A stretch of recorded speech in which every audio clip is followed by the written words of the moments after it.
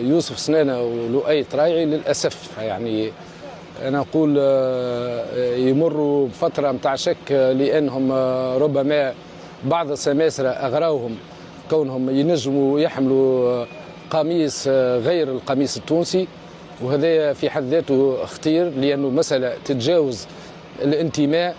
واليوم ولينا نحكيو على الإتجار بالبشر، وهذا عيب كبير. احنا كجامعة تونسية لكرة قدم باش نتصداو المسألة هذه وباش نحاولوا بكل ما أوتينا من أساليب قانونية أن نحافظوا على أولادنا، على المواهب هذوما وعلى غيرهم من المواهب التونسية. عدم تلبيتهم للدعوة يدخل في الإطار متاع السمسرة اللي هي مسألة خطيرة ومسألة لابد باش نتصدوا لها الناس الكل.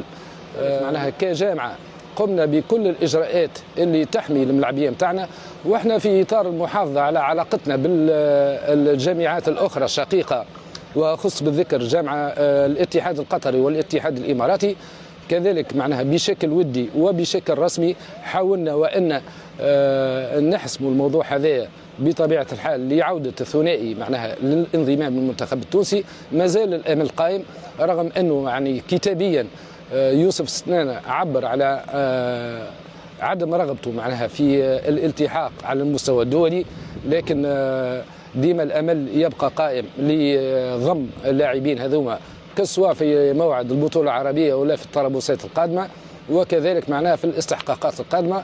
واحنا كجامعة تونسية لكرة قدم حريصين كل الحرص على أن ناخذ حقنا وحق أولادنا معناها بعيدا عن أي توتر بالأساليب القانونية، وكذلك معناها حريصين كل الحرص وأنه تبقى علاقتنا يعني اللي هي علاقة تاريخية مع الاتحاد القطري والاتحاد الإماراتي في كنف الاحترام.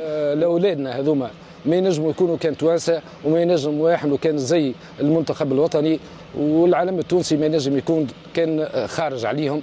وهذاك علاش بحول الله معناها نسترجع اولادنا في اقرب الاجال ونحميوا بقيه المواهب التونسيه اللي تنجم يهددها خطر السمسره هذه اللي يلزم معناها المجتمع الدولي الرياضي بطبيعه الحال وعلى راسهم الفيفا تتصدى لمثل هذه المظاهر.